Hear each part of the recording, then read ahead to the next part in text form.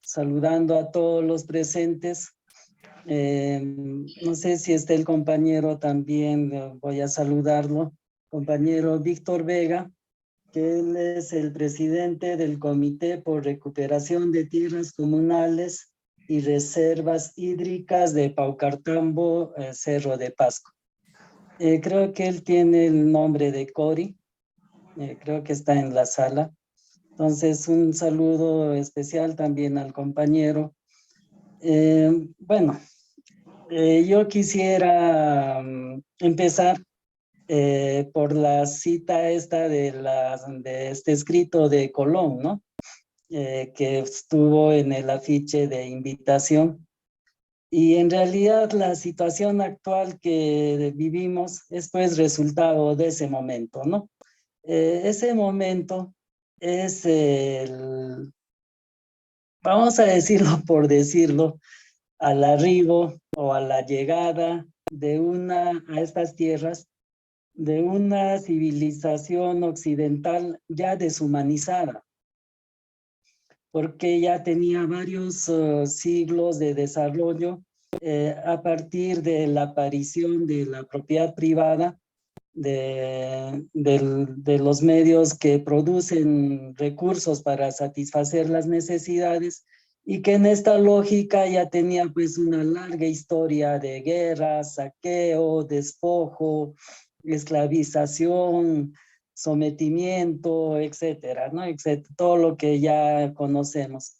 Pero acá encontraron a una cultura no nueva, sino incluso mucho, hasta más milenaria que la civilización europea que había llegado occidental, pero que había optado por un camino de desarrollo que alcanzando grandes logros en tecnología, en ciencia, en filosofía, en espiritualidad, tecnología, etcétera, pero manteniendo la propiedad comunitaria, la propiedad colectiva, ¿no?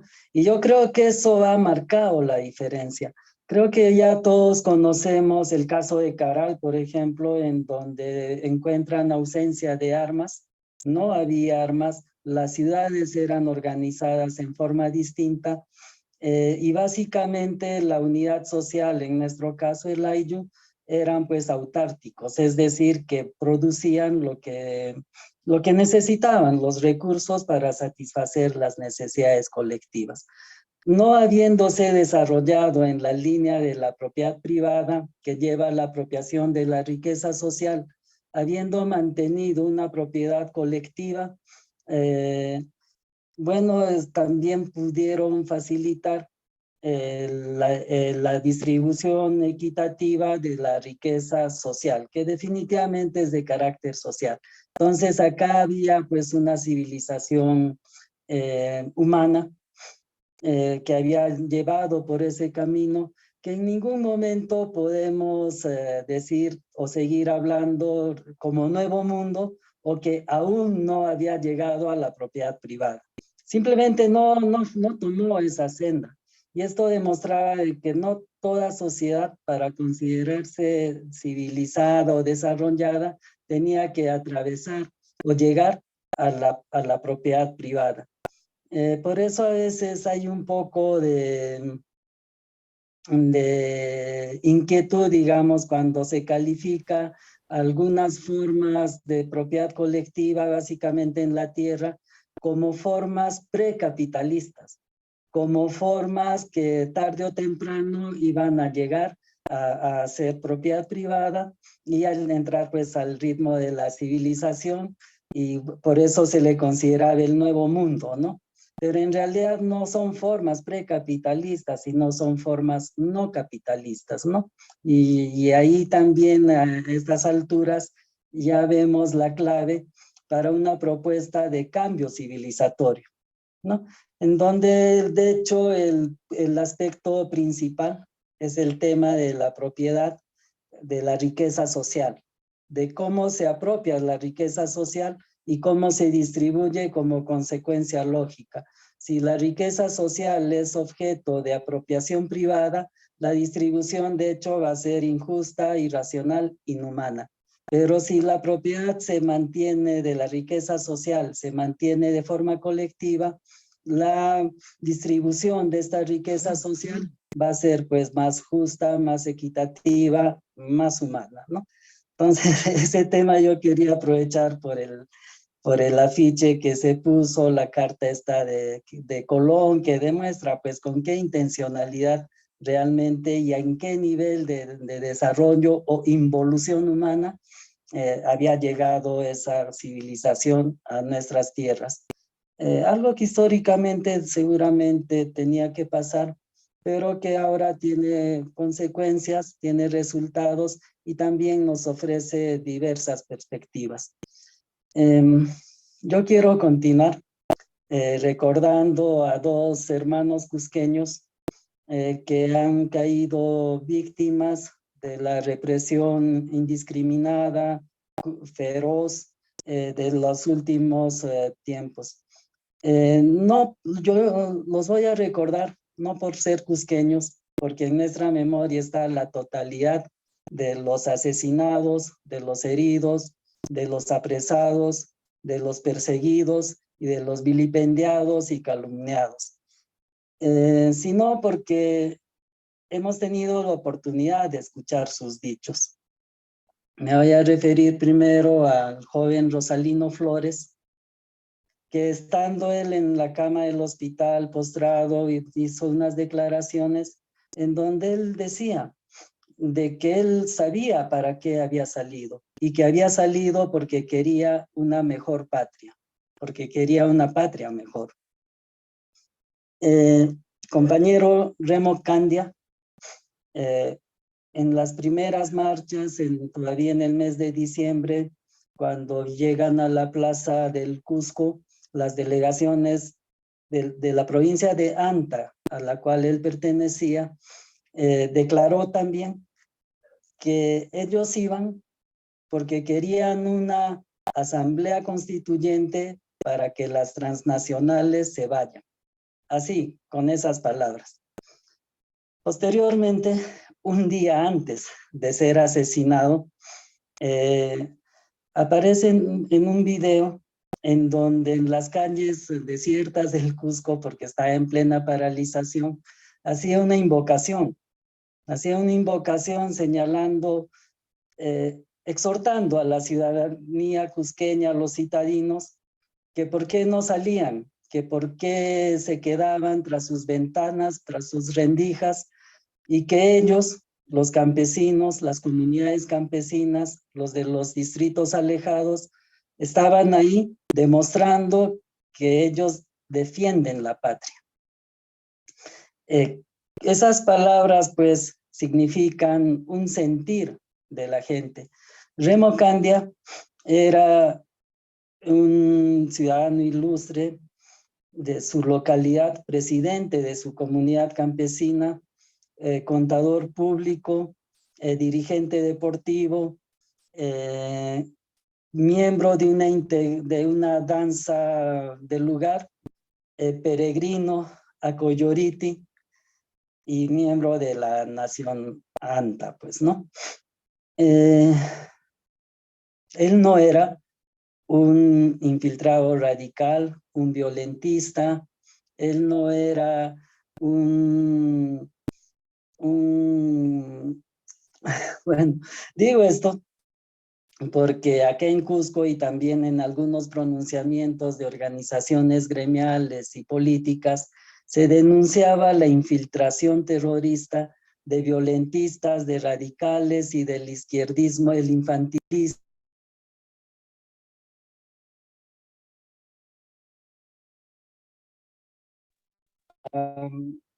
A ruqueo y justificando indirectamente esta matanza y esta represión que hasta ahora existe. Este estado emocional de la gente que había salido a defender el golpe o a rechazar la imposición de lo que ahora decimos la dictadura, podemos relacionarlo con la frase que la campaña de Castillo, que a veces hasta nos vamos olvidando, ¿no? El tema de no más pobres en un país rico. Tras todas esas manifestaciones,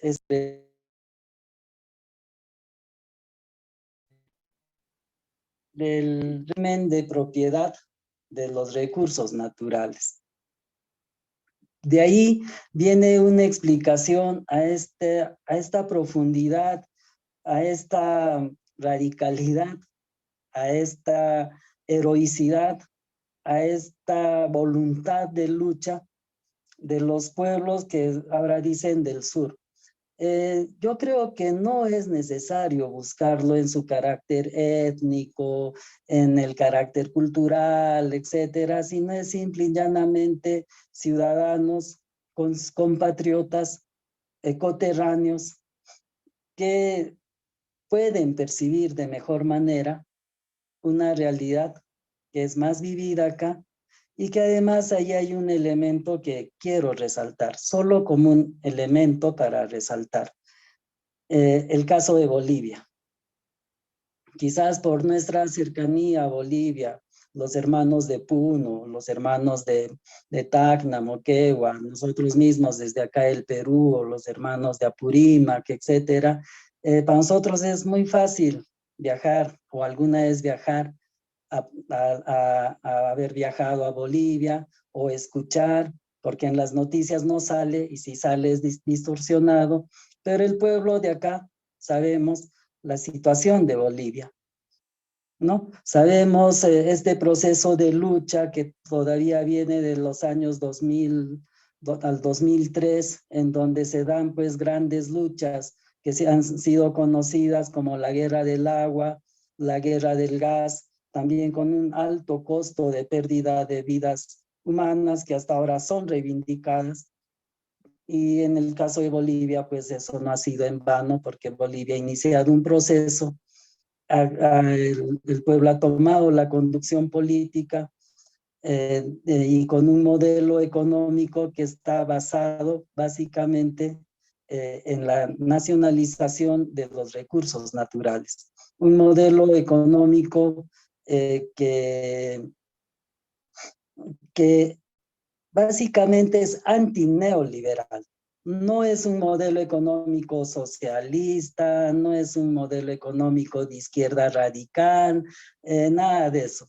Es un modelo económico para el sistema capitalista, solamente que está basado en la nacionalización de los recursos naturales, lo cual no hay que confundir con estatización.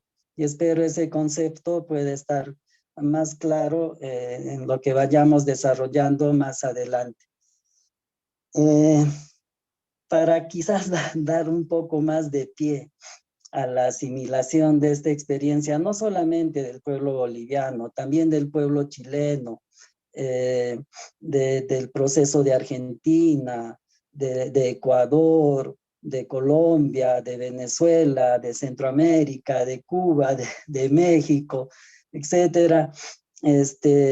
Hay muchos compañeros que usamos la frase de la Mauta Mariátegui, esta de ni calco ni copia, para más que sea un elemento de unidad de un proceso latinoamericano, más bien viene a ser un elemento de disgregación, de segmentación del propio proceso latinoamericano. Yo quisiera, en este sentido ha habido una distorsión de esa frase, ¿no? E incluso muchos dicen que Mariátegui dijo, la revolución peruana no será calco ni copia, pero en realidad no es así. La cita textual que aparece en el libro de Mariátegui en que aparece esta cita, está en el libro Ideología y Política, en el artículo Aniversario y Balance, que desde el principio va presentando, ahí está, pues, por ejemplo, esto, la revolución latinoamericana será nada más y nada menos que una etapa, una fase de la revolución mundial, ¿no? En otra parte dice, a Norteamérica capitalista, plutocrática, imperialista, solo es posible oponer eficazmente una América latina o íbera, él dice socialista. Lo que yo quiero resaltar es la concepción de unidad latinoamericana que se da en el contexto de la frase señalada, ¿no? Y la frase textual es esta, yo voy a leer el parrafito completo. Dice, no queremos ciertamente que el socialismo sea en América calco y copia. Debe ser creación heroica. Tenemos que dar vida con nuestra propia realidad, en nuestro propio lenguaje, al socialismo indoamericano. En este contexto es evidente que él está hablando desde una perspectiva de unidad, de un solo proceso de lucha popular de Latinoamérica, en donde la experiencia de los diversos países, de los diversos procesos, con sus distintas dinámicas, avances, retrocesos, niveles, etcétera, son parte de nuestra propia realidad, son parte de nuestra propia lucha. En ese sentido, nosotros tenemos todo el derecho de asimilar, de criticar, de desarrollar, incluso de cuestionar y también, ¿por qué no?, de aprender y, y hacer nuestra las experiencias de nuestros pueblos hermanos. En este sentido, ya se ha venido desarrollando en nuestra América lo que se llama el nuevo constitucionalismo latinoamericano, que está referido, es nuevo, porque está referido al primer constitucionalismo latinoamericano que se da hace 200 años, más de 200 años, en el proceso de la primera independencia, en donde también hay un auge, digamos, la existencia de diversas, la elaboración de diversas constituciones. Tenemos nosotros muy presentes lo que se denomina la Constitución de Bolívar, que ha estado vigente acá también, que fue planteada también para la Gran Colombia, etcétera, en donde sí estaba pues bajo principios liberales, que a pesar de tener también una concepción latinoamericana, por el tema este de la doctrina Monroe, por la confrontación, por la lucha entre estas dos estrategias, la estrategia de unidad latinoamericana para defenderse del imperio del norte que ya estaba en desarrollo, y la estrategia de la disgregación para hacer pues presa más fácil del imperio del amo del norte, ¿no? En ese sentido, este nuevo constitucionalismo latinoamericano tiene ciertas características. El primer constitucionalismo latinoamericano era declarativo, hasta medio poético, muy bien se hacían las declaraciones de los derechos, se organizaba el Estado, la economía, etcétera, pero que a la final eran letra muerta. Este nuevo proceso constitucionalismo latinoamericano es mucho más objetivo, más que declarativo, es garantizador de que lo que se declare se cumpla, ¿no? Por otro aspecto, en el primer constitucionalismo latinoamericano son pues de iniciativas individuales y de pequeños grupos que a la final entre pocas personas han terminado haciendo constituciones que eran impuestas a los pueblos. En este nuevo constitucionalismo latinoamericano es de una elaboración mucho más colectiva, que un hermano que participó en un conversatorio anterior, me parece de Cajamarca, señaló en 3 fases muy objetivas y muy claras, ¿no? La discusión de los problemas, la búsqueda de la solución y finalmente la redacción de la Constitución. Eso como tareas como etapas que se tenían que cumplir en una asamblea constituyente. Entonces, este nuevo constitucionalismo latinoamericano también va girando en torno a dos temas centrales que son básicos en cualquier constitución: un régimen económico y un régimen político. Y en este sentido, el régimen político o estructuración del Estado va a ser en relación al modelo o al régimen económico que se diseña o que se concreta. Porque acá tenemos que hablar que, como hay todo principio jurídico, primero es el hecho y luego es el derecho. También voy a aprovechar para señalar el concepto de constitución con el que vamos trabajando, que va más allá del pacto social, más allá del contrato social, más allá de la ley fundamental, la ley de leyes, etcétera, sino que hemos conceptualizado la constitución real como resultado de las relaciones de poder entre los distintos sectores sociales, en donde el proceso constituyente se va a desarrollar en relación a la variación de las relaciones de poder en base a la construcción y articulación de las fuerzas populares, fuerzas patriotas, fuerzas liberadoras, independizadoras, etcétera, y que en los hechos establezcan una relación de poder que finalmente se va a traducir en una nueva constitución. La nueva constitución no es la que va a establecer una realidad concreta, sino es la modificación de la realidad concreta la que va a hacer posible y la que va a quedar plasmada y garantizada en una nueva constitución.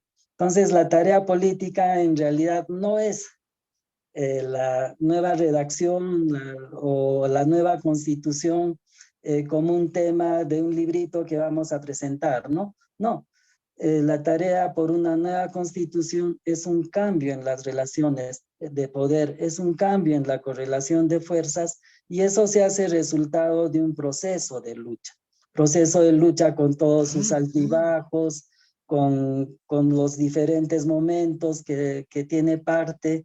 Pues hay momentos constituyentes, hay un momento destituyente y también un momento no constituyente también es parte de un proceso constituyente. Entonces, nuestra perspectiva en ese sentido es un poco más larga.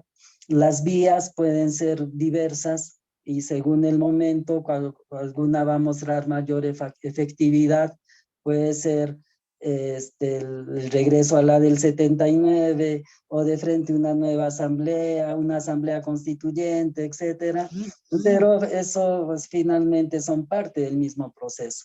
Como en el caso de Chile, se puede dar a una situación de conflictividad social que cuestiona las bases mismas del sistema, se le puede dar una salida aparentemente constituyente, que en el caso de Chile fue la Convención Constitucional, en donde finalmente hicieron un amague de cambiar, pero que no cambió nada. Finalmente, en este caso de Chile, vamos a tener pues que aprender mucho del papel que han cumplido los sectores politizados, los partidos políticos, los gremios de los trabajadores, que finalmente entraron a concertar, a negociar, y en prácticamente, como dice el compañero Gustavo Ruz, en 3 días, lo que era la exigencia popular mayoritaria de una asamblea constituyente, finalmente, por la concertación, la negociación, sale una convocatoria a una convención constitucional que todos aceptaron, la clase política, digamos, ¿no? Eso tampoco, mismo compañero Gustavo Ruz no lo presenta como una derrota, sino que es como un momento, una etapa que había que llevarla y desarrollarla en todo lo que se pueda, profundizarla, y que el tema de la Asamblea Constituyente y una nueva constitución que signifique un cambio de régimen económico y de un cambio de un régimen político del Estado que sustente a este nuevo régimen económico, todavía sigue pendiente. Y tenemos compañeros ahí que siguen luchando por una asamblea constituyente de carácter popular que finalmente signifique pues una nueva constitución con nuevo régimen económico y un nuevo régimen político. Acá en este punto quiero resaltar que no desde una posición economicista, pero en la realidad, en la práctica, vemos que las relaciones de poder se centran básicamente en el tema de la organización de la economía. ¿Y cómo se da esta? Favoreciendo a un sector social que resulte el más poderoso, se establece un régimen político o se estructura un Estado que va a ser funcional a ese régimen económico. Por eso es que nosotros tenemos un Estado débil, un Estado corrupto, un Estado inepto, etcétera, pero que sin embargo es muy funcional, es eficaz y es el que es necesario para que el régimen económico siga vigente. A veces hasta nos distrae porque vamos a luchar por democracia, vamos a luchar contra la corrupción, vamos a luchar por ciertos derechos, reivindicaciones, etcétera, pero mientras no toquemos el tema central del modelo económico, que es el régimen de propiedad, en el caso de nuestros países, de los recursos naturales, está bien para ellos, es un estado muy bueno. Y es más, como también lo señalaba Mariátegui, eh, el, la oligarquía puede aceptar cambios políticos, hasta profundos, con tal que no se cambie el régimen económico. Y eso lo hemos visto en la historia de muchos países, ¿no? Con democracia o en dictadura, finalmente lo que vale es la mantención de un régimen económico. Quiero resaltar, y aprovechando un poco también el tema del modelo económico en Bolivia, el modelo económico que les invito a revisar, a informarse, porque en los medios es muy difícil que encontrar, haber escuchado los logros de este modelo económico. Pero está en YouTube, podemos buscar como el modelo socioeconómico, comunitario, productivo, en donde como elemento central con la nacionalización de los recursos naturales, en donde se declara que el carácter de patrimonio nacional, pero la soberanía se mantiene en el pueblo, en el conjunto de las nacionalidades, es decir, la propiedad. Y el Estado viene a ser un administrador. En la Constitución nuestra del 93, el Estado es soberano sobre los recursos naturales y en la Constitución del 79, el Estado es propietario de los recursos naturales. Pero nosotros también ya vamos teniendo claro de que el Estado no somos todos. Desde esos años se nos ha ido metiendo la idea de que el Estado somos todos, pero en realidad no es así.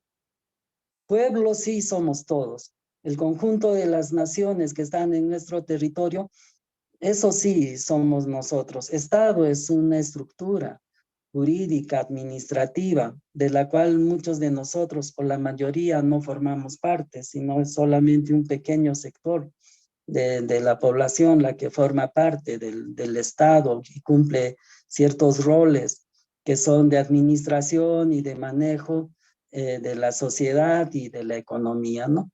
Entonces, en ese sentido, la Constitución de Bolivia y en otras más, hablo de Bolivia porque es lo más cercano, se mantiene la propiedad en el pueblo y el Estado es un administrador. Y eso permite pues que el Estado se apropie de un excedente económico que dentro de un marco ideológico y bajo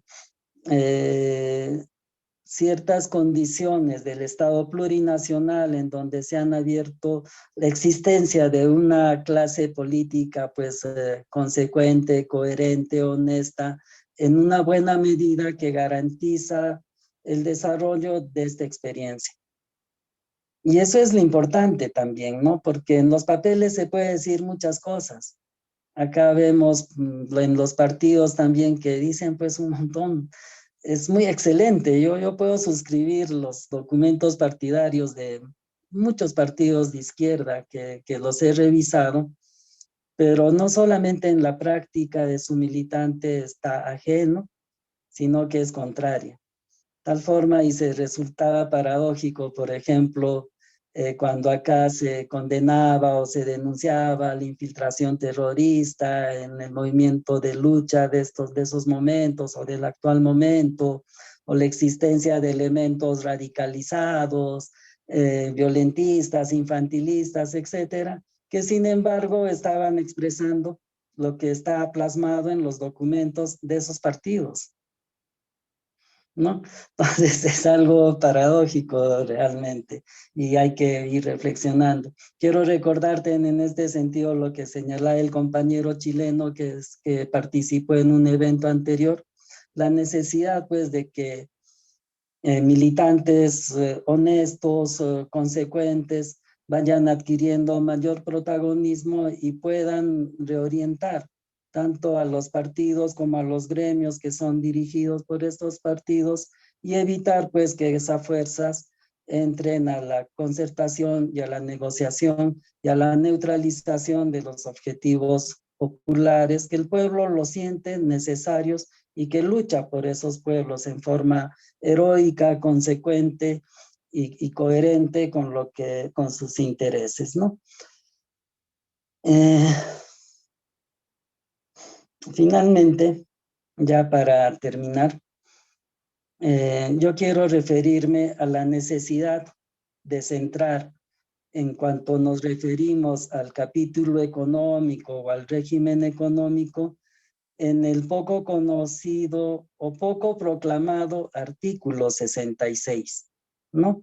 Que es el primero que aparece en el capítulo concerniente al, al régimen de propiedad de los recursos naturales, que viene inmediatamente después de los principios generales, ¿no? Que eso sí está muy conocido, muy desarrollado, que está en donde se señala el carácter subsidiario del Estado, la garantía jurídica de los contratos ley, etcétera, señalando como si eso fuera el problema, ¿no? Pero en realidad, por ejemplo, en el contrato ley, el problema no es que sea un contrato ley por sí, sino es el problema que garantiza la estabilidad de una forma de concesionar los recursos naturales, básicamente. Y lo que establece el artículo 66 y la ley orgánica que lo complementa es que la concesión otorga la propiedad al concesionario. Y es eso lo que quiere consolidar y garantizar un contrato ley. Yo hago la pregunta, si el artículo del régimen de propiedad establecería que los recursos naturales son un patrimonio nacional y que la propiedad, la soberanía se mantiene en la nación y el Estado es un administrador, yo creo que también nos convendría un contrato ley que consolide y garantice ese contexto y que haga muy difícil o imposible su modificación o su cambio. Entonces, en ese tema hay que estar un poco más claros en ese sentido, y la ley orgánica de aprovechamiento sostenible de los recursos naturales que lo completa y que consolida un régimen de privatización de los recursos naturales que produce lo que ha señalado hoy el compañero Jorge, ¿no? El saqueo, esta cantidad de salida de inmensa riqueza, la imposibilidad de aprovechar estos ingresos, y también que se señaló en un conversatorio anterior cuando se habló sobre el tema del petróleo y del gas, que por qué Petroperú tenía que comprar a precios internacionales el gas o el petróleo del que es dueño.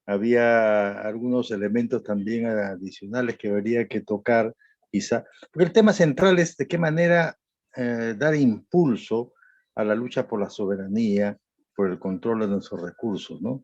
Siendo que es la primera consigna de la derecha, no tocar el régimen económico. Ese es lo primero que señalan en todas sus intervenciones. Cambios en la Constitución pueden ser, ningún problema. Hay que hacerlo de alguna forma, a su manera, y ya verán cómo discutirlo. Pero no tocar el régimen. Esa es una consigna que atraviesa a toda la derecha, ¿no? Pero así completo. Y ha abarcado a los sectores también intelectuales, incluso hasta algunos progresistas que dicen, bueno, se puede hacer cosas respecto a la propiedad de los recursos, al manejo de los recursos, con los elementos que están en la Constitución. Me parece que ese es un tema clave que hay que desentrañar mucho, porque estamos prácticamente nos está enseñando la derecha cuál es su problema principal, y nosotros no estamos entendiendo la claridad, creo eso. Un segundo elemento que quisiera que pueda quizá abordar para dar paso a los compañeros. Las corrientes pro-soberanistas en América Latina, obviamente es un ambiente que puede ser un elemento central. Sin embargo, las amenazas que se ciernen sobre todos estos es fuerte. Y hemos escuchado a la famosa Laura, la jefa del Comando Sur del Pentágono para América Latina. Hemos escuchado a los parlamentarios, los congresistas norteamericanos que dicen, ¿qué pasa? Que nos está ganando China y estamos perdiendo control de América Latina, ¿no?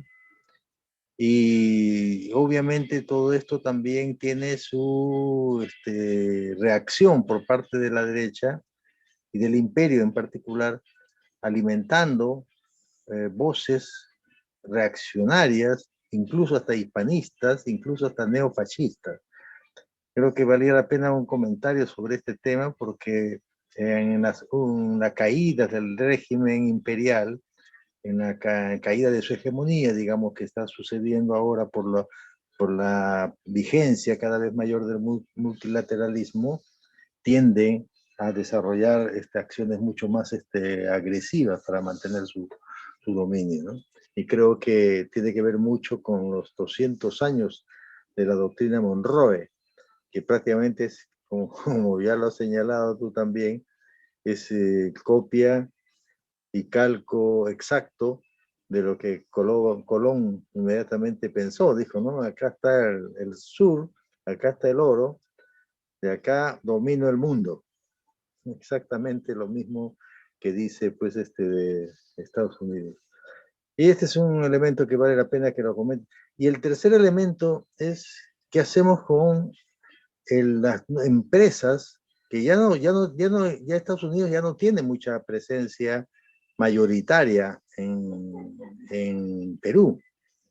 En América Latina todavía tiene Estados Unidos una fuerte presencia, pero en Perú no olvidemos que casi ya el 60% del cobre peruano está en manos de empresas chinas, ¿no? Las Bambas, Toromocho, en fin, todas estas muy pocas están en manos del cobre, solamente queda otra, es México, el Grupo México.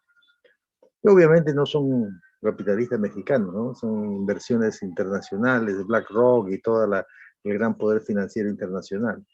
Pero China no, China sí es China, y básicamente financiado por el Banco de China. Entonces tenemos que este tema, no sé si facilita una negociación por la propiedad, dado que ellos tienen una experiencia también de nacionalización de sus recursos y la generación de una soberanía muy fuerte no solamente sobre eso, sino sobre toda la industria, ¿no? En general. Muy bien, son algunas cuestiones que vale la pena quizá tratarnos, si no ahora, en las próximas. Adelante el compañero Vega, ¿no? De Cerro de Pasco, bienvenido. Sí, nos contó que están ustedes en una lucha constante en Cerro sobre este tema. Así que adelante, bienvenido con su propuesta. Buenas noches y, ¿verdad? Un tema muy importante para debatir, ¿no? Y para converger, ¿no? Porque lo que se quiere es que todo el pueblo nos unamos y vayamos hacia un rumbo correcto y que beneficie a la nación, al 90% de la nación peruana. En mi condición de presidente del Comité de Recuperación de Tierras Comunales y Recursos Hídricos de Paucartambo Pasco, voy a hacer uso de esa palabra. Primeramente, mi comunidad en una asamblea general acordó,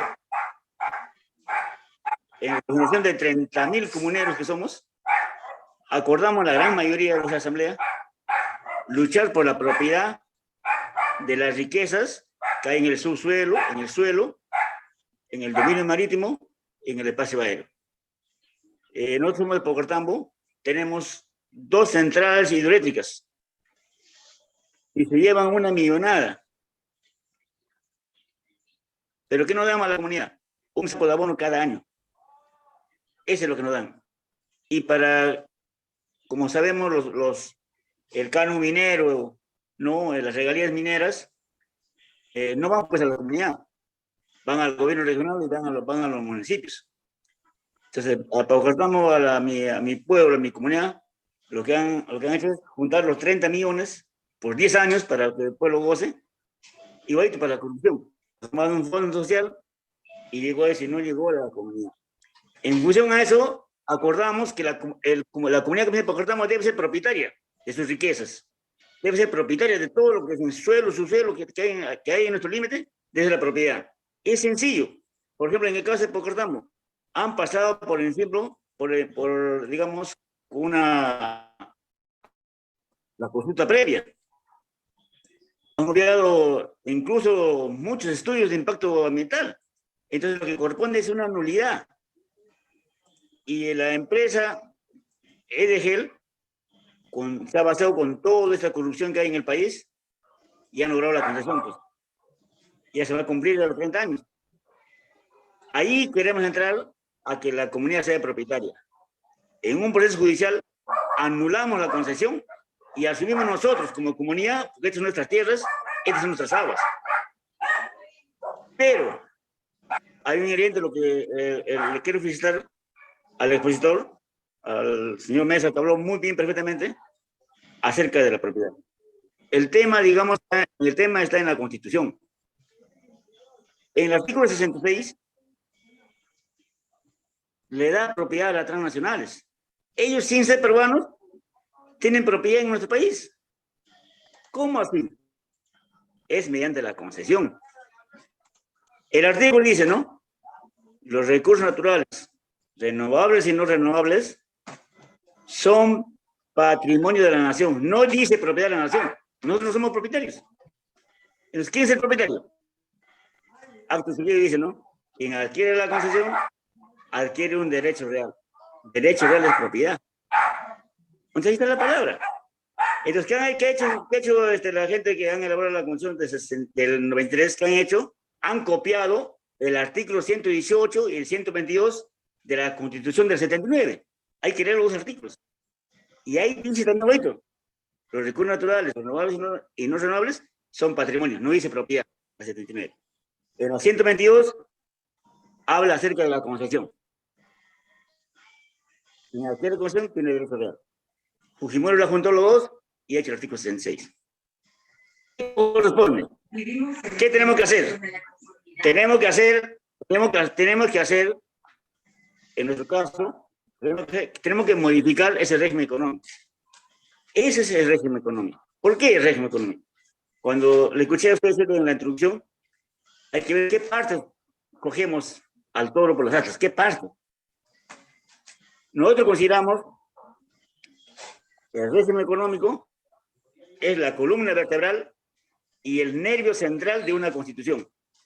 Si no se modifica el régimen de propiedad, si no se modifica acá, si no se cambia lo que dice el artículo 6, no se modifica si no cambiamos la titularidad de la propiedad o al titular de la propiedad que hoy tienen las transnacionales, y no cambiamos, jamás será nueva constitución. Entonces, si queremos hablar de constitución, tenemos que cambiar la parte central, el nervio central, la columna vertebral. Es como un cerebro. Si le cambiamos a un hombre un diente, sigue siendo el mismo. Si le cambiamos una mano, es el mismo, el pie es el mismo. Pero si le cambiamos el cerebro, ya no es el mismo. Entonces, tenemos que ver la cuestión fundamental acá. Ese es lo que se llama la titularidad de la propiedad. Es el tema que planteamos y eso es lo que estamos convencidos en Pasco, porque tenemos más de un saqueo desde que llegamos el español más de 500 años y Pasco no vive pues, en la opulencia. Está comiendo una ciudad y el Perú no dice nada. Una ciudad, la capital minera de Pasco, la ciudad se ha trasladado a San Juan Pampa y haber trasladado sigue creciendo el Tajo Abierto. ¿A dónde se van a llevar a la ciudad? Ese es el saqueo económico que hacen aquí. No tenemos el pueblo, los ciudadanos, los comuneros, nos niegan todos nuestros derechos.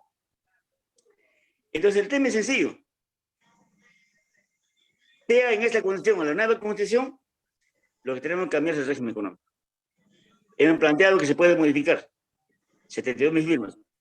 Y si hacemos también, si buscamos también, como estamos en el momento que están viendo, sobre la nueva constitución, tiene que cambiarse el régimen económico. Y cuando hablamos de Chile, en Chile no se tocó el régimen económico. En Chile no se tocó el régimen económico. Por eso de que ahí en ese momento es lo que el pueblo no lo aprobó. No lo aprobó en ese momento, no lo aprobó. Ese es el tema. Incluso quienes hicieron la convención constituyente en Chile le han salvado la vida a Piñera, porque Piñera estaba para golpearlo y para sacarlo y tumbarlo ahí. Pero han llegado a una negociación, te doy a que hagas la constitución, lo hacemos y yo pues termino como gobierno. Entonces nosotros tenemos un resumen político ahí. En hoy día que estamos viendo el tema, hoy día. Las transnacionales son quienes han hecho el recambio de Pedro Castillo. Ha habido un recambio. Nosotros no consideramos que ha sido un golpe de Estado, ni el Congreso, ni tampoco de Castillo. Lo que hubo ha sido un recambio. ¿Por qué? Porque nosotros estamos manejados pues, por las grandes transnacionales. Ellos manejan nuestra economía. Había un recambio de autoridades. Si nosotros decimos que nos van a ahora que estamos por Pedro Castillo, que estamos luchando, ¿no? Por el libertad de los presos, todo eso, transnacionales te puede decir muy bien, vamos a negociar. O es lucha, o es una negociación. ¿No? ¿Quieres asamblea constituyente? Te doy asamblea constituyente. ¿Quieres retornar a la 79? También te doy retornar a la 79. ¿Quieres elecciones generales? También te doy elecciones generales. En todas perdemos. E incluso después de esa base, ¿quiere que vuelva Pedro Castillo? Muy bien que vuelva. Cuando era el gobierno de Pedro Castillo, ningún recurso natural ha recuperado para la nación, para el pueblo. Y hay un punto más que quisiera a este debate agregar, que también los oyentes tengan presente, ¿no? Hemos estado en Pasco en un congreso de CONACAMI, comunidades campesinas afectadas por la minería. Sí, hemos estado ahí, y en la época que todavía estaba presidente Pedro Castillo, en octubre, ¿no? Pablo Salas presentó.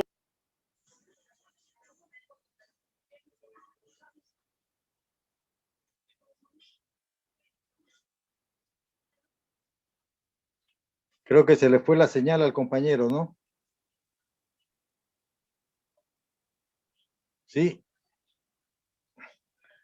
Vamos a ver. Ah, ya. Se restableció ya. Adelante, adelante.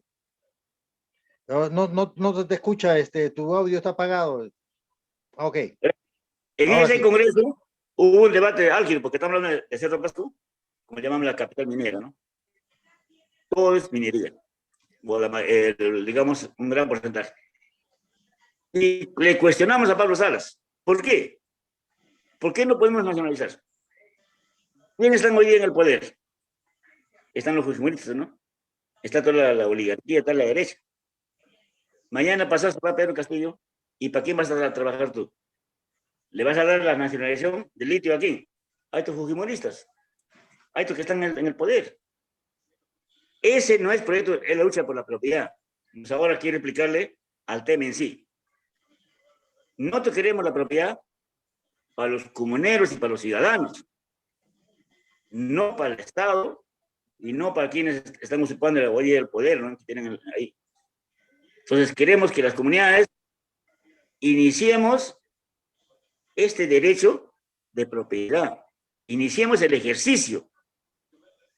Si hay muchas comunidades campesinas que tienen su propiedad, tienen su granja comunal, tienen transporte comunal, tienen hasta, hay muchas empresas, como en Cerro, por ejemplo, tienen empresas en minería. ¿Por qué no podemos hacer minería nosotros? Para la comunidad, al ciudadano.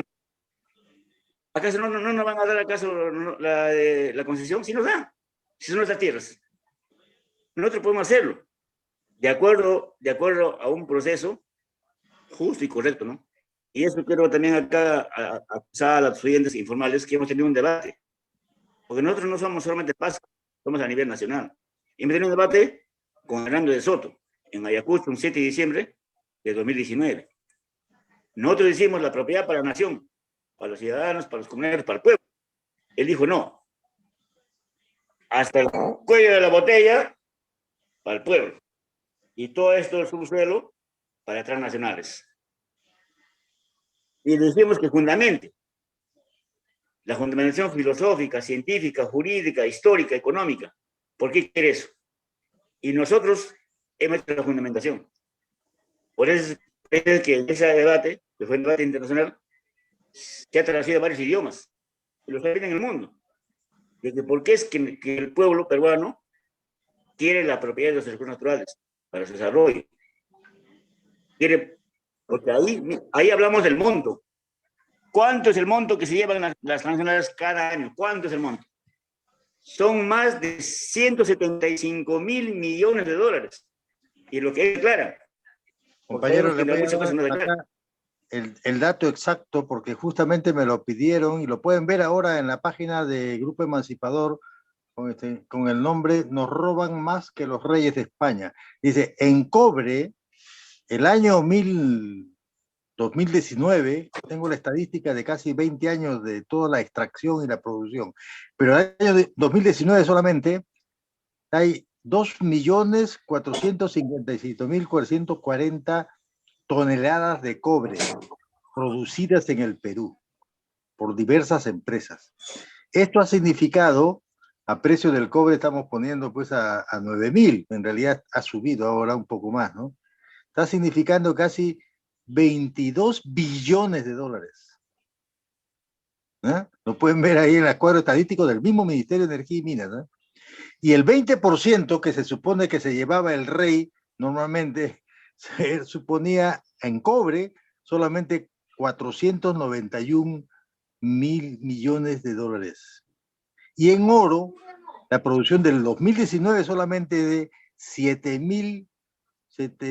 billones de dólares, ¿no? Que significaba realmente una acumulación. Si el año 19 solamente el 20%, si reducimos a lo que se llevaba antes el rey, que era aparentemente el dueño del Perú, el año 2019 tenemos 516 millones de dólares, que solamente es el 20%, que debería, si en caso es un régimen, digamos, más benéfico que la colonia, deberíamos tener ese monto, ¿no? Pero realmente ese es un año. Multiplícalo por los 200 años.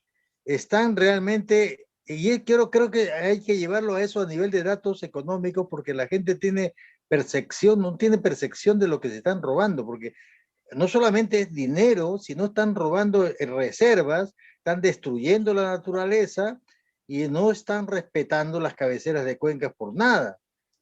Y encima de eso, si tú ves las mineras, pues no, las más importantes mineras están pues en la zona norte, que es el 50% de la producción minera, y son los departamentos más pobres, Cajamarca, entre ellos. Y del sur también lo mismo.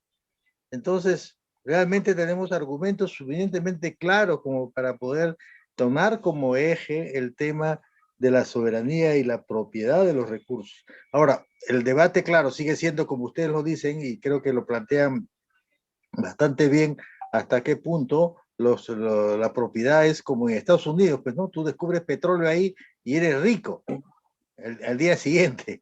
Eso es lo que hay en Estados Unidos, ¿no? O sea, han cambiado ya un poco las leyes, pero normalmente hasta hace poco era, pues tú tenías petróleo en tu chacra y las películas se veían, bueno, gente millonaria de la noche a la mañana venía a las ciudades.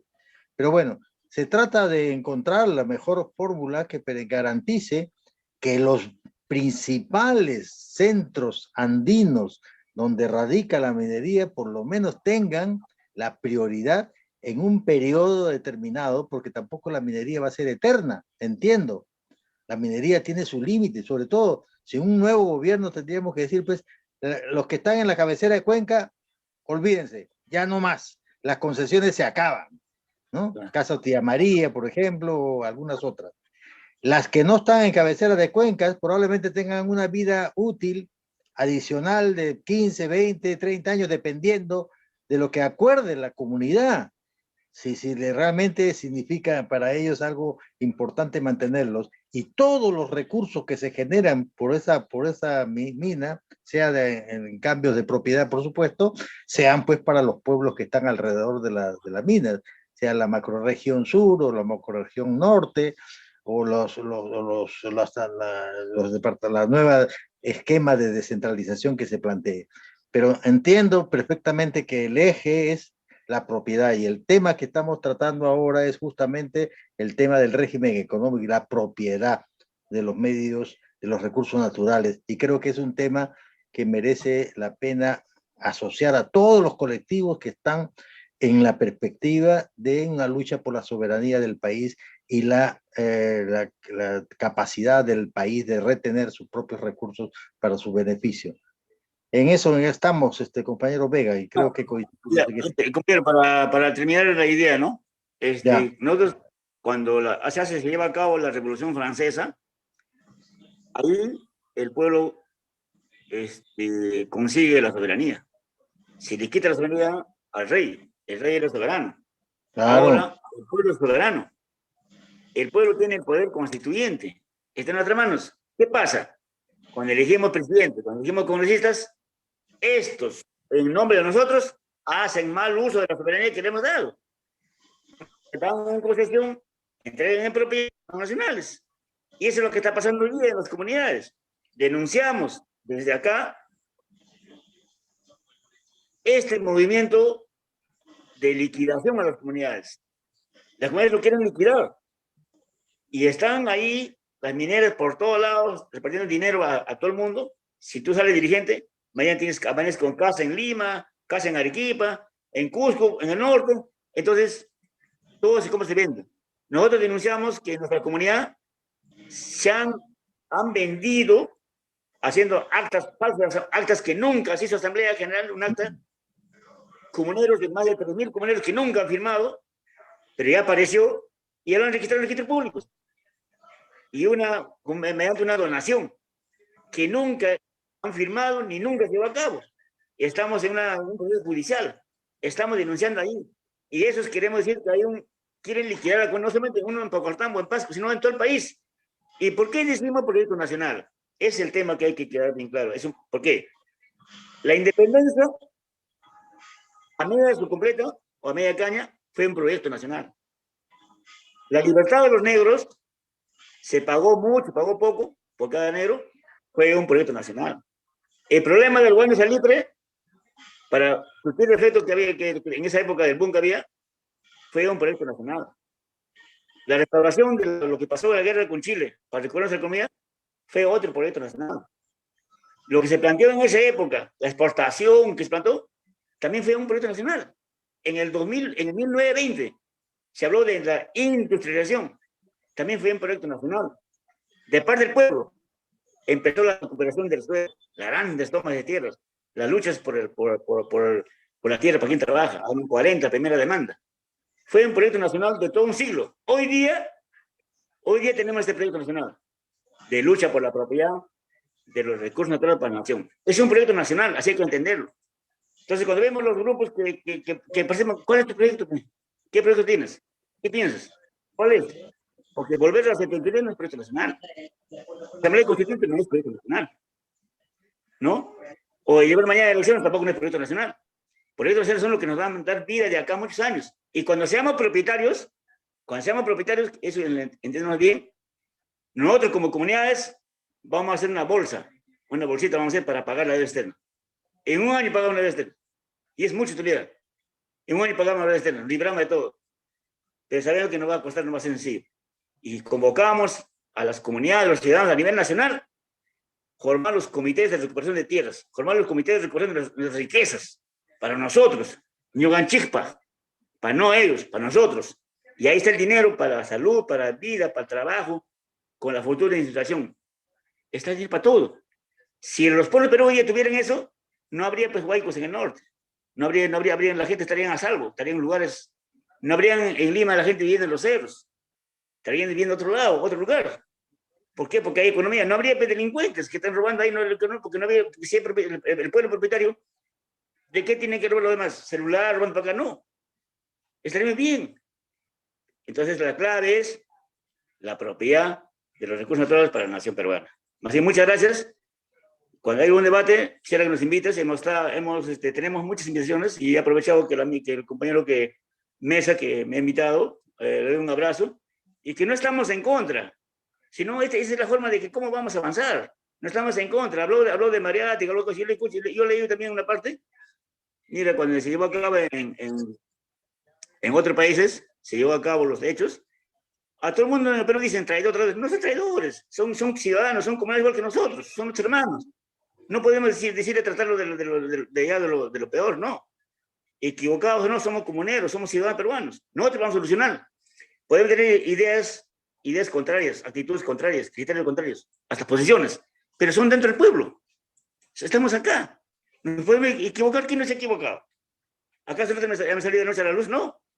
Sí hemos estado equivocados, pero nos corrigimos, nos relevamos dentro del pueblo.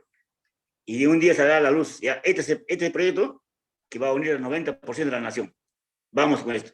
¿Cuántas comunidades son en el país? 10.000 comunidades campesinas, 55 comunidades indígenas. ¿Cuántos millones somos? Y si todos queremos la propiedad. Tiene que firmar, pues, si te acuerdas cuando el virrey de la Serna no quería firmar, el acta de la independencia, no quería firmar, que mi mano está así, no sé qué. La gente han ido, lo han obligado a firmar.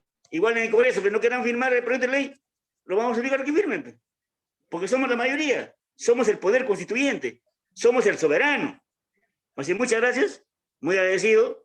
Estamos para servirte, ¿no? Para poder también contribuir a todos los que estamos también por la nueva constitución, pero con ese principio de que se modifique o se cambie la titularidad de propiedad en el régimen económico.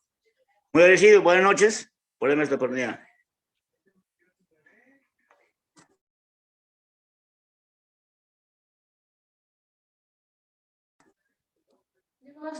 No.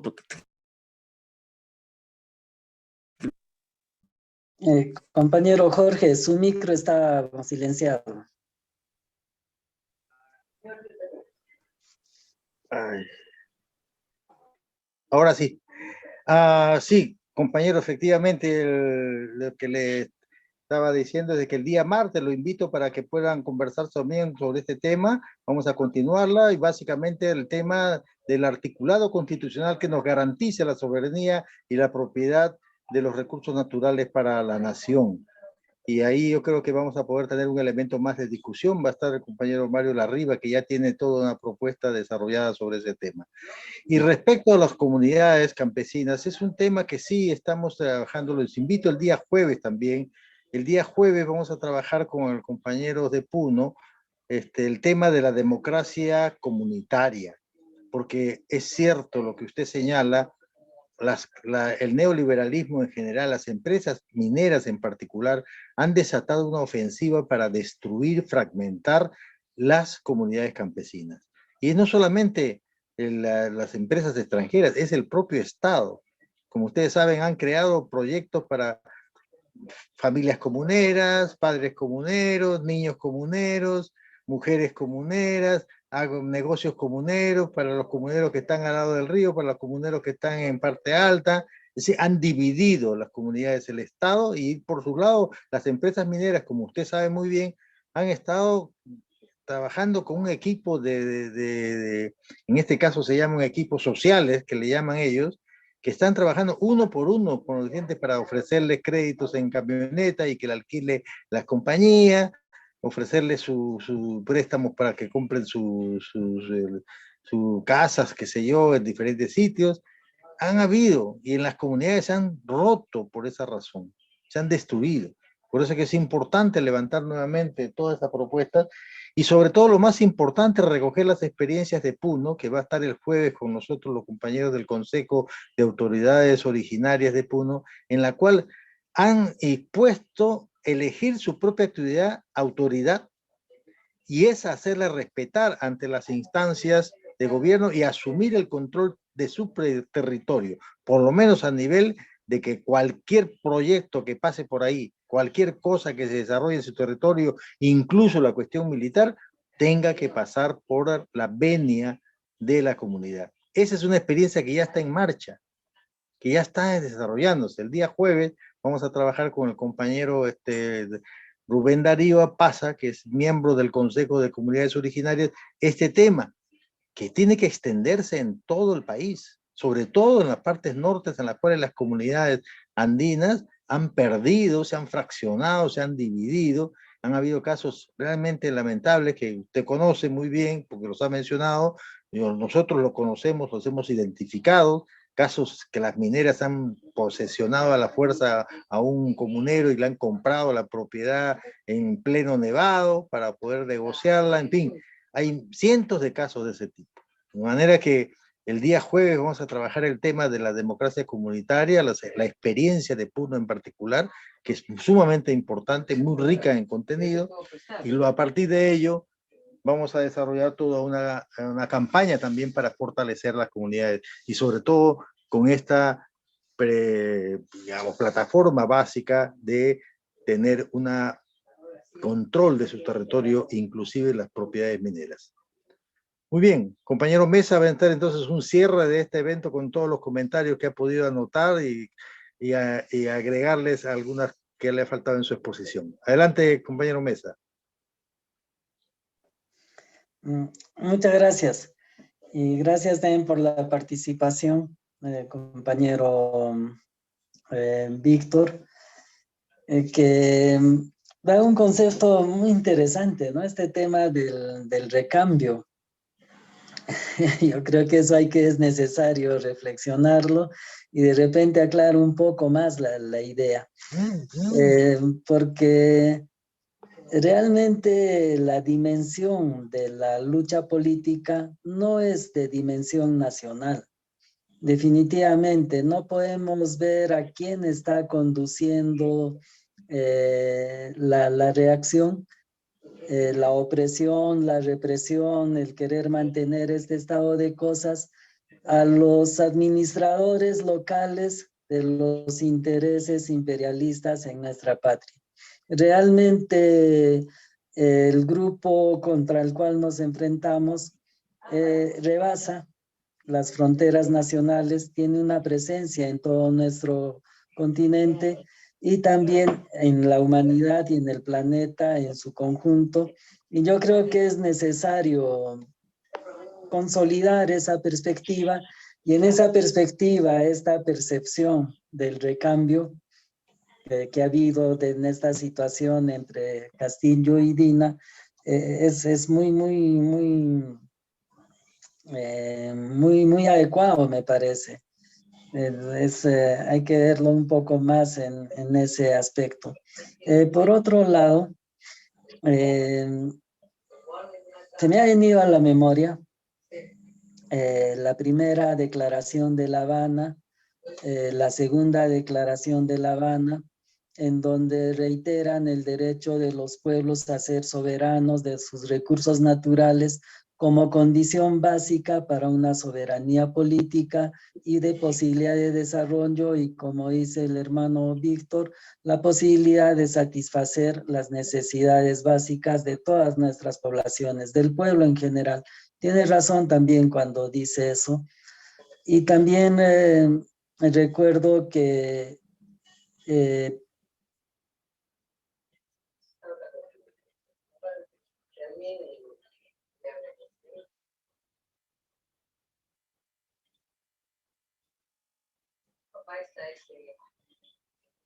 perdón, me salí un rato, fue un problema de la señal. Hasta los años 70, y creo que actualmente en las Naciones Unidas hay un acuerdo que establece el derecho de los pueblos a ser soberanos sobre sus recursos naturales. Y en la campaña de Salvador Allende le hacía mucha mención a este tema, pero también, y este hecho fue recordado y informado por el compañero de Chile, que cuando Allende nacionaliza el cobre, lo hace logrando un consenso de de la mayoría de los partidos en el Congreso, incluso los de derecha, ¿no? Y yo creo que esa es la búsqueda hacia la cual nosotros tenemos que ir, porque la nacionalización o la prohibición constitucional de que las empresas privadas, nacionales o transnacionales, lleguen sean concesionarios de la explotación de algún recurso natural, no otorga propiedad, ¿no? Este planteamiento incluso está, yo me acuerdo haber leído en el libro de Víctor Andrés Belaúnde, Realidad Nacional, que es un escrito algo tardío porque lo escribe ya en el año 60, por esos años, en respuesta supuestamente a los 7 ensayos de Mariátegui. Pero él también plantea la necesidad de que las naciones sean soberanas sobre sus recursos naturales. Entonces, y para eso me refería también al tema del modelo económico, que es necesario conocerlo, por ejemplo, en el caso de Bolivia, que ha significado no solamente una solución de las necesidades básicas de la población, sino en realidad el impulso del desarrollo económico del pueblo en su conjunto. Como dice el hermano Víctor, no solamente los más pobres, la erradicación de la pobreza, la alfabetización, etcétera, sino incluso los pequeños, medianos y grandes empresarios han visto mejorada su actividad económica. La economía de Bolivia ha mejorado enormemente. La oposición a este proceso es un tema político de interés imperial que no tiene nada que ver con la ineficacia del modelo económico. El modelo económico beneficia a todo el pueblo, de ahí esa frase que hay en Bolivia, ¿no? Bolivia para todos.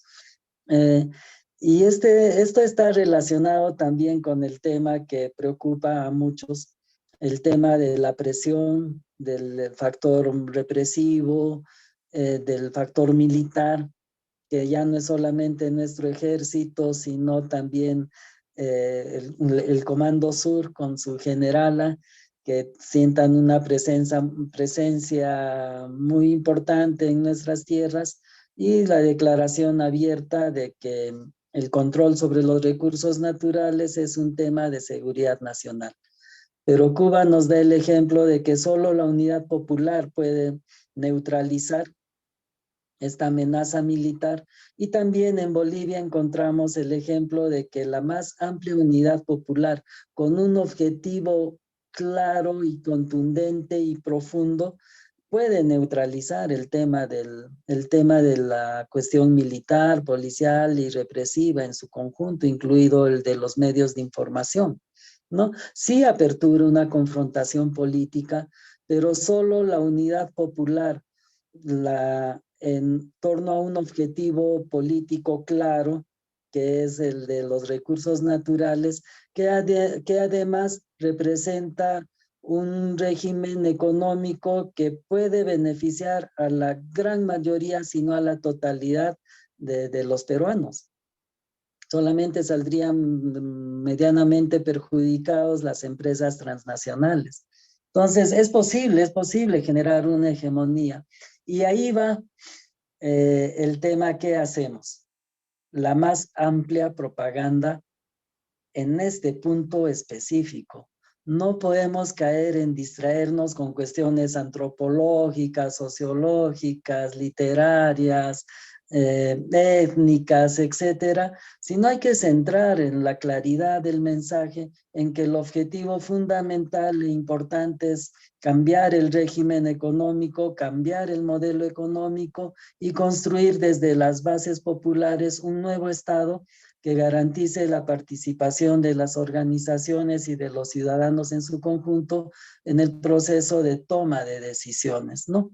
Entonces, es importante eso, porque si la generala del Comando Sur plantea claramente de que su objetivo es el control de los recursos naturales y que van a plantear su juego en ese sentido, y nosotros nos ponemos a hablar de otras cosas, me parece que estamos cayendo en ese juego, ¿no? Y ahí hay que hacerse algunas preguntas, ¿no? En la cancha planteada así, ¿hacia qué arco vamos a plantear? Vamos a patear. Y este va a ser el tema, el cortaaguas, podríamos decir, ¿no?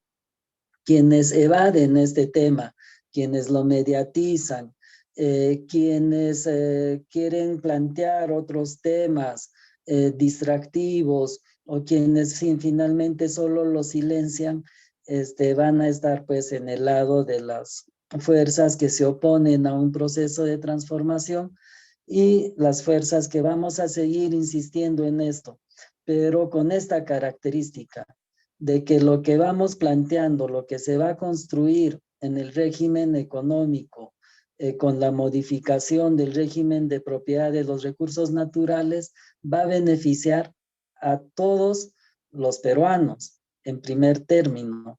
Y en ese sentido tenemos que construir este poder originario, porque si bien es cierto, el poder constituyente recae en el pueblo, pero eso es algo declarativo, porque el auténtico poder constituyente recae en el sector social que detenta mayor cantidad de poder. Y acá hay que aclarar también un sentido. El poder originario de la Constitución del 93 no es Fujimori o Montesinos. El poder originario es el consenso de Washington. El poder originario es esa modificación en las relaciones de poder a nivel mundial, resultado del desenlace de la Guerra Fría entre el bloque socialista y un bloque capitalista por el dominio en el mundo, del cual sale vencedor el capitalismo y establece una serie de principios en el consenso de Washington que van a ser aplicados en el mundo, en nuestro país. Y ese es el poder originario. Ustedes revisen el consenso de Washington y revisen los principios generales establecidos en el primer capítulo en el primer título del capítulo económico y van a ver que eso es un reflejo fiel del consenso de Washington. Entonces, para que el pueblo sea realmente el poder originario de una nueva constitución, tenemos que modificar las relaciones de poder, empoderar al pueblo en su conjunto, y eso solo se va a hacer concentrarnos en el objetivo político y construir pues con consecuencia, con honestidad, con coherencia y con valentía una amplia unidad popular que pueda sostener y garantizar una transformación social de este tipo, ¿no? La modificación de un régimen económico y la construcción de un Estado que lo pueda sostener y lo pueda impulsar y pueda llevar a buen término todo este proceso. Entonces, la tarea va siendo eso. No quisiera terminar sin mencionar este tema de la presencia de empresas norteamericanas, por ejemplo, que se señala, ¿no? Es que hay un proceso de mundialización de la economía en la cual primero empezábamos con empresas, sí, que tenían un carácter nacional, por ejemplo, la Ford, la Shell eran norteamericanas, o perdón, la Shell es holandesa, la Toyota japonesa, y así distintas empresas que con sus matrices y sus capitales respectivos de estos países, ¿no? Que era pues la presencia de una de esas empresas en un determinado país significaba la presencia de capitales de ese país. Sin embargo, de ahí comenzamos a estas empresas a conocerlas como empresas multinacionales, que eso ya significa de que la Toyota, por ejemplo, no solamente tiene capitales japoneses, sino también pues hay capitales alemanes, árabes, brasileños, etcétera, todo lo que queramos, que ya son empresas de carácter multinacional. Ahora hablamos de empresas transnacionales, en donde el concepto de nación ya supera para identificar la naturaleza de la empresa a la cual nos estamos refiriendo. Puede ser que en una de nuestras minas esté una empresa china, pero habría que ver qué porcentajes de capitales chinos aún sea estatal, porque esto hemos visto también en la empresa, en Gazprom, la empresa del gas de Rusia, que tiene una participación en un 50% con la Shell, ¿no? Entonces, en este sentido, ya en pues, ocasiones anteriores también yo iba planteando la necesidad de que al hacer un análisis internacional tengamos que también transnacionalizarnos y no hacerlo en función a la presencia económica de países, sino en función a la identificación de grupos o conglomerados económicos e incluso con un carácter de clase. Actualmente existe una oligarquía de carácter mundial, existen grupos de poder mundial y es necesario identificarlos y comenzar a plantear una lucha política coherente con esta identificación de quién tenemos enfrente, ¿no? Yo creo que hasta ahí hay todavía mucho camino por delante. Hay que hacer mucho trabajo político, de difusión, sobre todo, de esclarecimiento y centralizar y limitar, enfocar, mejor dicho, el objetivo político. No podemos tener un abanico de objetivos políticos. Tenemos que tener un objetivo central que los abarque a todos y que haga posible una amplia unidad popular. Y hasta ahora, y en lo que debe ser la perspectiva y lo que es la realidad de nuestro país, el tema de la soberanía sobre los recursos naturales y el tema de la construcción de un nuevo Estado que lo sostenga y lo impulse es el tema central y hay que centrarse en ese objetivo y en esa tarea. Muchas gracias a todos, muchas gracias por la No, muchas invitación, por gracias la también. participación. Gracias, Y bueno, Fernando. gracias. Efectivamente, sí. Bueno, el tema de los chinos vamos a dejarlo para otra oportunidad. La verdad que es un tema bastante complicado, pero hay empresas chinas del gobierno chino, como Shugang, por ejemplo, y hay empresas chinas, como las Bambas, financiadas por el banco chino. O sea, esto sí creo que es una situación que merece una sesión especial. ¿Qué características tienen estas empresas acá y cómo actúan, ¿no? Muchas gracias a todos por su participación. Ha sido bastante importante aperturar este martes constituyente. El próximo martes vamos a trabajar, como les dije, ya los principios constitucionales que nos podrían asegurar una bandera para llevar adelante, conversar con todas las organizaciones sociales, con los líderes, a fin de tener presente bien idea de tener una plataforma que se centre en la propiedad de los recursos naturales como condición importante para el desarrollo del país y como parte clave de la lucha política. Muchas gracias a todos, lo esperamos el día jueves, que ya le hemos... Disculpe.